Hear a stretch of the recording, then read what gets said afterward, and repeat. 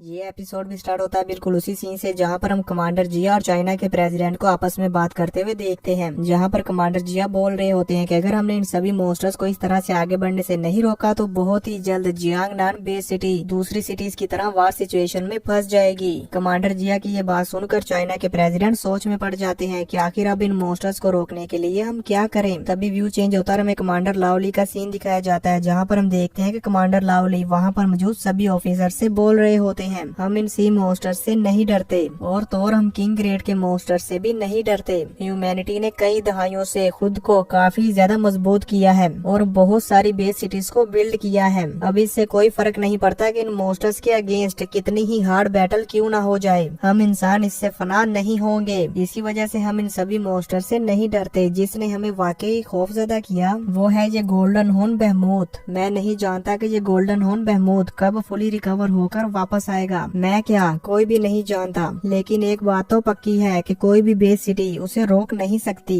यहाँ पर हम देखते हैं कि कमांडर लाओली की ये सारी बातें लुओ फैंग भी कॉल पर सुन रहा होता है। कमांडर लाओली की ये बात सुनकर वहाँ पर मौजूद सभी ऑफिसर्स निराश हो जाते हैं और इसी के साथ साथ फैंग भी हैरान हो जाता है और फिर फैंग को उस गोल्डन हॉर्न बेहमूथ पर गुस्सा आने लगता है और फैंग अपने मन में कहता है हालांकि मैंने एक एम्परर बीस्ट को मार डाला है लेकिन उसे मारने का इम्पैक्ट इतना बड़ा नहीं है कि इससे पूरी बैटल की सिचुएशन चेंज हो जाए। वो मॉन्स्टर वाकई में ही हम सब इंसानों को सबसे ज्यादा मायूस करता है जो कि है गोल्डन हॉर्न बेहमूथ। ये कहने के बाद फैंग कमांडर लाओली के साथ चल रही हुई अपनी कॉल को कट कर देता है और बबाता से कहता है बबाता वेपन्स की रिपेयरिंग का प्रोसेस कैसा चल रहा है। फैंग की ये बात सुनकर बबाता कहती है सिल्वर स्ट्रीम गार्ड मैंने उनको ठीक कर दिया है। ये कहते हुए भी हम देखते हैं कि बबाता वहाँ पर पुराने मलबे में से कुछ सामान ढूंढ रही होती है और फिर वो कहती है इसी के साथ मैंने लेजर कैनन्स को भी ठीक कर लिया है, बस उनका थोड़ा सा काम बाकी है। बबाता की ये बात सुनकर फैंग कहता है कि कल सुबह वो गोल्डन हॉर्न बेहमूथ आराम करने के लिए समंदर की तह में इंटर हुआ था। हम नहीं जानते कि वो कब तक बाहर आएगा, इसलिए हमारे पास टाइम काफी कम है। और ये कहते साथ ही फैंग अपनी फ्लाइंग स्पीड को और भी ज्यादा बढ़ा देता है और वहाँ से स्पीड के साथ फ्लाई करके चला जाता है। तभी सीन चेंज होता है, हमें एक आइलैंड का सीन दिखाया जाता है। इसी के साथ हमें समंदर के अंदर का सीन दिखाया जाता है जहाँ पर हम देखते हैं कि वो गोल्डन हॉर्न बेहमूथ वहाँ पर रिकवर हो रहा होता है। तभी अचानक से उसकी वो गोल्डन लाइंस चमकने लगती है। इसी के साथ वो गोल्डन हॉर्न बेहमूथ वहाँ पर खड़ा हो जाता है और अपनी आँख खोलता है। आप सभी लोग स्क्रीन पर देख ही सकते हैं कि ये गोल्डन हॉर्न बेहमूथ यहाँ पर कितने ज्यादा गुस्से में होता है। तभी हमें उसके जख्म का सीन दिखाया जाता है जहाँ से हमें ये मालूम हो जाता है कि ये गोल्डन हॉर्न बेहमूथ अभी भी पूरी तरह से रिकवर नहीं हुआ। अब वो गोल्डन हॉर्न बेहमूथ वहाँ से फ्लाई करके कहीं चला जाता है। तभी व्यू चेंज होता है, हमें दूसरी तरफ चाइना के प्रेसिडेंट का सीन दिखाया जाता है। वो अभी वहाँ पर कुछ सोच ही रहे होते हैं कि तभी उनके पास डेंजर अलार्म एक्टिवेट हो जाता है जिसे देखकर वो एकदम से चौंक जाते हैं। इन्हीं के साथ साथ वहाँ पर मौजूद सभी सोल्जर्स और सभी एल्डर्स भी काफी हैरान हो जाते हैं कि ये अचानक से क्या हो गया। कमांडर जिया जल्दी से भागकर वहाँ मॉनिटर पर बैठे हुए ऑफिसर के पास जाते हैं और उससे कहते हैं ये क्या हो रहा है, जल्दी मुझे बताओ। वो सोल्जर उन्हें बताता है गोल्डन हॉर्न बेहमूथ जो कि सेवंस आइलैंड पर है वो अभी अभी पानी से बाहर आया है। मेरे ख्याल में वो एंटार्क्टिका के करीब सेवंस आइलैंड के आसपास है। सोल्जर की ये बात सुनकर कमांडर जिया और चाइना के प्रेसिडेंट दोनों ही काफी शॉक हो जाते हैं। आप सभी लोग इनका रिएक्शन स्क्रीन पर देख ही सकते हैं। इसी के साथ हम उस गोल्डन हॉर्न बेहमूथ को देखते हैं जो कि स्पीड के साथ सी के ऊपर फ्लाई करता हुआ जा रहा होता है। अब हमें यहाँ पर ये तो नहीं मालूम कि ये मॉन्स्टर कहाँ पर जा रहा है, पर जहाँ तक मेरा अंदाजा है तो ये किसी न किसी बेस सिटी को ही डिस्ट्रॉय करने के लिए जा रहा होगा। व्यू चेंज होता है, हमें दूसरे मॉन्स्टर्स का सीन दिखाया जाता है जहाँ पर हम देखते हैं कि ये पूरी बीस्ट वेव बहुत सारी सिटीज को डिस्ट्रॉय करते हुए जा रहे होते हैं। इसी के साथ हम फैंग को देखते हैं जो कि फ्लाई करता हुआ जा रहा होता है। तभी अचानक से उसकी कम्युनिकेशन वॉच पर एक नोटिफिकेशन आता है जिसे देखकर फैंग मैप को ओपन करता है। उस मैप को ओपन करते ही फैंग को मालूम हो जाता है कि वो गोल्डन हॉर्न बेहमूथ पानी से बाहर आ गया है। फैंग उसे देखकर हैरान होते हुए कहता है वो गोल्डन हॉर्न बेहमूथ पानी से बाहर आ गया। और फिर वो बड़ी हैरानी के साथ चौंकते हुए कहता है बबाता क्या लेजर कैनन अभी तक रिपेयर नहीं हुई।